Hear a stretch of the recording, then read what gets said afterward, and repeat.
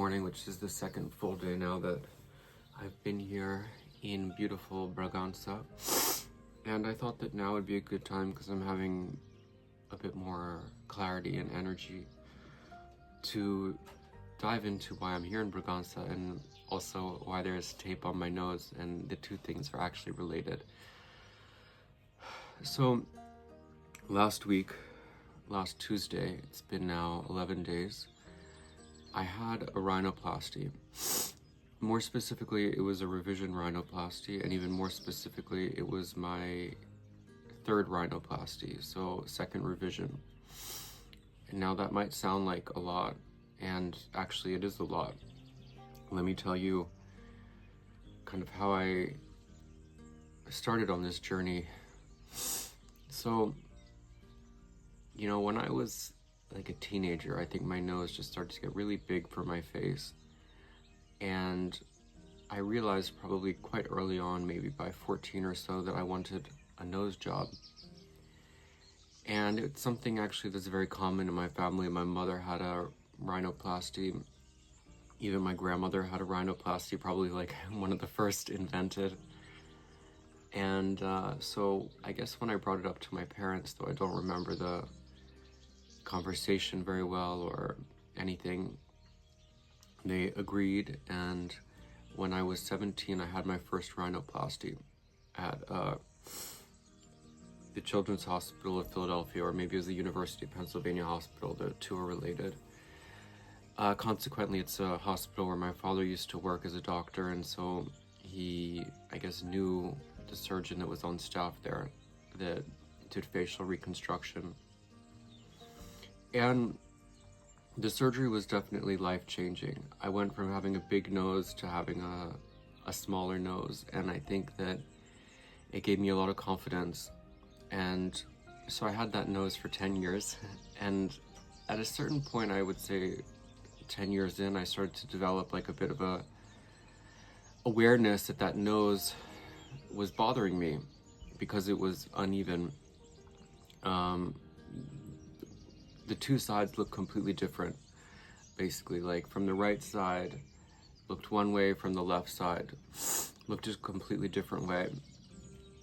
And I also had the same issue, or rather an issue that continued to bother me that was never resolved, which is that when I would smile, my nostrils would flare and they would pull upwards, and it would just make a very unattractive smile.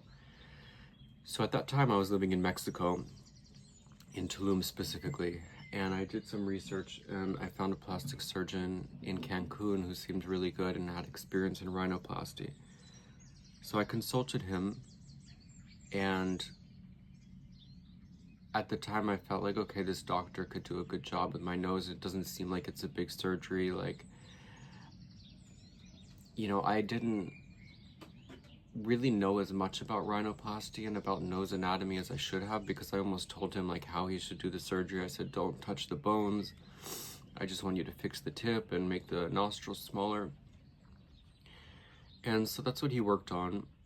And when he took the cast off after a week, I was like, wow, my nose looks nice. You know, I was really pleased with it. And I thought, you know, I don't have to worry about my nose anymore. Like, this is it.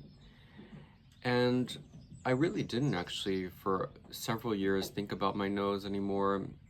I was pretty content with it. He had made it about, I would say, 50 to 60% better than it was before. Now, the thing with rhinoplasty, and especially secondary and revision cases, is that it takes a long time for the swelling to go down and for you to see kind of how the nose settles, the final result, so to speak. So, you know, I would say after a couple years, the nose had, you know, kind of started to take its final form. And I noticed that my nose was still asymmetrical, that it had actually reversed. So I used to think that my good side was my left side because of the way my nose looked, and I would take pictures from that. Now it had changed, and now my right side is how my nose looked good. So basically, you know, it didn't bother me hugely. And so now let's flash forward. It's been 8 years since that rhinoplasty, 7 or 8 years. And my nose has really started to bother me again because the fundamental issues that I kind of always had remained unaddressed, which is that when I smiled, my nostrils would pull up and flare, and it made me extremely self-conscious about my smile. And again, the unevenness was still there. So I decided to go to a doctor here in Portugal and tell him and basically kind of ask his opinion. And actually, I'm just remembering, before even him, I'd been doing research and I spoke to a doctor in Bogota in Colombia on a video call, who's supposed to be the best doctor in Bogota for rhinoplasties. And he told me, you know, in your case, we have to take cartilage from the rib to reconstruct your nose. Like, you have to fix the bones, they're uneven, all of it. I was like, wow, this is way more than I thought it was going to be. I thought it would just be like a little minor revision to fix this asymmetry. So I was like, well, I don't want to go to Bogota and deal with all that. Let me see a doctor closer to home and see what he recommends. So I found this doctor, Dr. João Pimentel, who was recommended to me from a different, a generalist doctor that I had visited. And he's at this place called Clínica Just Perfect. So I went there, I had the consultation with him, and he said, look, like, your bones are uneven. And this was from the first rhinoplasty. The doctor had shaved down one side much more than the other side. He said, your nose is overly resected, which means they've taken out like too much of your nose from the first, in this case, was from the first rhinoplasty, because that's when they actually modified the bones. And in order to give you a more natural and even appearance, we do have to take cartilage from the rib to reconstruct your nose. And that he will also address the issues that I have with my nostrils, which is something, as I said, that's bothered me for a long time. And so, you know what? I think this is my best chance to fix my nose in a way that I will finally be happy with my nose. And so I went through with it a week ago, and it was a major fucking surgery. It lasted 7 hours. I arrived at the hospital 7 a.m. I wasn't discharged until 11 p.m. and that's because I like really insisted on not spending the night there. They had to open up my rib, take cartilage from there, so I have an incision under here. It's healing. And reconstruct my nose. And I can tell, actually, you know, look at now when I smile. It's for the first time in my life, literally in my entire adult life, that I am happy with my smile because my nose doesn't pull down. And the reason for that is that there's a muscle here on the side of the nose that controls this nostril that pulls up when I smile. In my case, it's an overactive muscle. And he cut that muscle. And once it's cut, it doesn't come back. So my nose no longer flares like that. And he also, you can see from the side already, he raised the tip a little bit. My nose is completely symmetrical from both sides. It's also more masculine than it was before because he added the cartilage here on top of the, it's called the radix, so basically the bridge of the nose, to rebuild that where it had been overly removed from that first rhinoplasty. And it's just fascinating. I've learned a lot about the anatomy of the nose through all of these, you know, experiences, but especially this most recent one. And basically my first rhinoplasty, which was nearly 20 years ago, the techniques have changed so much since then, and rhinoplasty has advanced enormously. Back 20 years ago, they used almost, it was like a hammer and chisel to break the bone and to shave it down. Nowadays, they use an ultrasonic technique. It doesn't even leave any bruising, black and blue.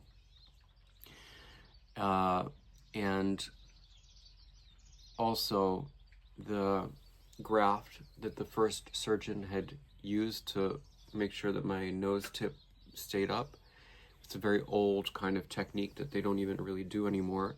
And it was causing my upper lip to block basically over my teeth, which would give me like less teeth show and less of a nice natural smile. So I kind of always looked like I had rictus or something when I smiled, like that, you know, it just wasn't like a normal smile. And I didn't realize that that was because of this graft that had been put in my nose 20 years ago. I thought like, oh, I have a weird smile. I have, you know, the lower part of my face is weird. And I have maybe an orthodontic problem.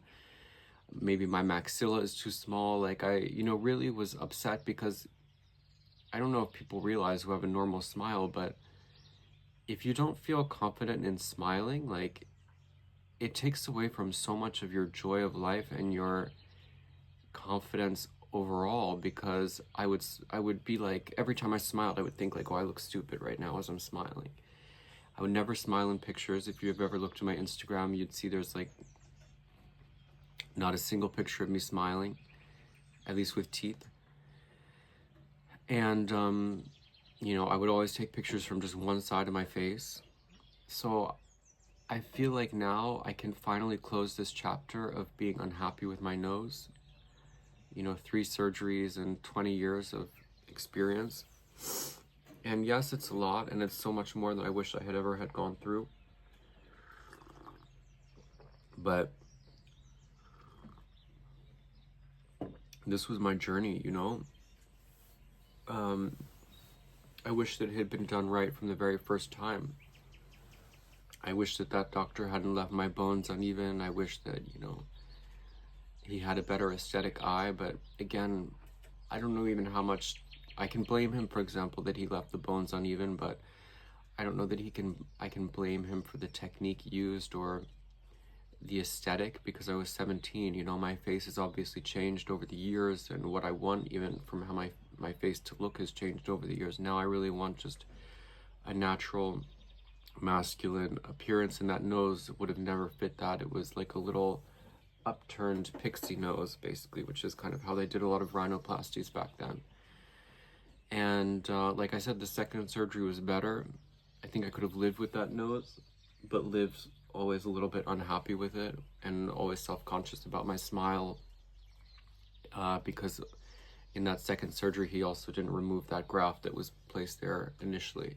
This doctor, Dr. Joao Pimentel, is really an expert in rhinoplasty. It's all he does. He's an ENT actually, but specialized in rhinoplasty. And just his professionalism and attention to detail were far beyond what I had experienced in my previous 2 surgeries.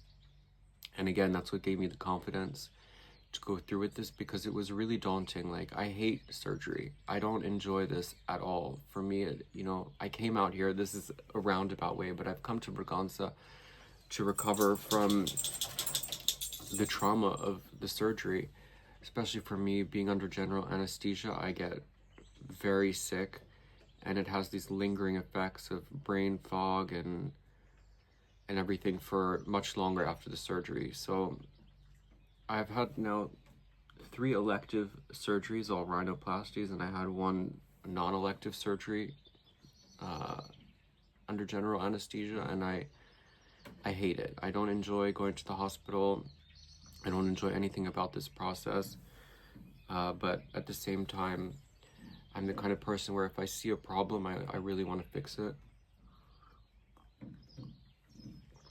And I think that now I can confidently say that I'm happy with my nose and my smile, and it's something that now for the rest of my life I can be happy with, and I don't have to think about, obsess about, which is such a relief. So I've come to Bragança, like I said, to heal and to relax. It's kind of in the middle of nowhere, which is exactly what I needed. Just be in nature by myself in peace with Pedro, my dog. Go for walks, feed myself. I did a huge grocery shop yesterday, basically so that I wouldn't have to leave the house for the next 5 days that I'm here, and just cook for myself, take care of myself, love myself, all the things that are necessary after being through a trauma like surgery. And I have a lot to say actually about that as well. I don't want to just go on specifically in this video, but I had a friend staying with me post-surgery. He picked me up from the hospital, and I was really counting on him because this is a friend that I feel like I've done, you know, I've gone out of my way for, and this is the way that he could balance the friendship. And after the first day, I think it was too much for him. Like, it was either overwhelming or, he didn't know what he signed up for in helping me, because obviously when you come through a surgery like this, you're at your worst. I couldn't breathe. I was in a lot of pain from the chest incision, and I was really counting on him to take care of me and to walk Pedro, you know, take care of him as well. And after 24 hours, he basically just kind of like pieced out, and also even started an argument with me that, you know, I wasn't making him feel comfortable in my house because he was staying with me. Just crazy shit, actually, now that I'm thinking about it. I didn't think about his breakfast. I was like, what the fuck, you know? And no, I'm thinking about me and my recovery and this huge surgery that I'm about to go through and have gone through. So no, I wasn't thinking about what to get you for breakfast when I was shopping. And I was really disappointed in that. And so I think that I didn't want to make a judgment like immediately in the week following surgery, because I really was not myself. I was suffering so much of not being able to breathe and just miserable. And part of being here in the countryside is to clear my mind and to just kind of like get back to myself. But yeah, I'm not feeling so positive about that friendship anymore. You know, like when someone shows themselves to be like that, selfish, self-centered, these are not really traits that are desirable in a friend. So I'm really happy to be here. It's so peaceful and relaxing, just looking out onto this gorgeous mountain range, listening to the sound of birds. The weather could not be more gorgeous. This is what my soul needs. I crave this. This is actually the kind of life that I want to create for myself as I get older, is living in the countryside in a villa. Could be in Portugal, could be in Spain, could be in Italy. But that's the fantasy I really want. A beautiful rural life, just full of peace, good food, sunsets, wine, beauty, love. So that's what I'm manifesting for myself. It's my birthday next month, and I think that also doing the surgery now, it's like in tandem with this new life philosophy that I have of not delaying things, you know, but yet living the life that I really want to live, because tomorrow's not guaranteed, and therefore we need to make the most out of life. And so I felt like I don't want to go through the rest of my life with a nose and a face that I'm not happy with. You know, better to do it now and have that satisfaction for the rest of my life. So also coming here, you know, it could be a daunting thing to go by yourself. It's a 5-hour drive. Did it by myself. But I'm proud of myself to be able to do these kinds of things, and proud of myself that now I can look after myself and love myself, take care of myself in a way that I couldn't have done before. Because I didn't know how to cook. I didn't really know how to do, you know, to be so independent. And these are things that are really making me feel more mature and like I'm growing. And I'm gonna finish my coffee, have my breakfast. These little beautiful olive oil cakes were left here by the owner of the Airbnb, like as a gift. And they're so delicious. I'm really just like content about all the little things right now in life. You know, good coffee, good food, fresh air, nature, the sound of birds. I just wanted to say, to kind of conclude this very long-winded conversation, is that I've had a lot of reflections about my life post-surgery. I think, like, on one hand, my brain is very foggy from post-anesthesia, but on the other hand, it's resurfaced a lot of like childhood trauma and things that I hadn't really thought about for a long time. It's brought that to the surface, and now, so this is a really good place to be processing some of these things that have come up for me. Understanding myself better, what I've been through. So yeah, I wouldn't recommend a surgery to have those realizations. I think you could do an ayahuasca experience. It would be less traumatic.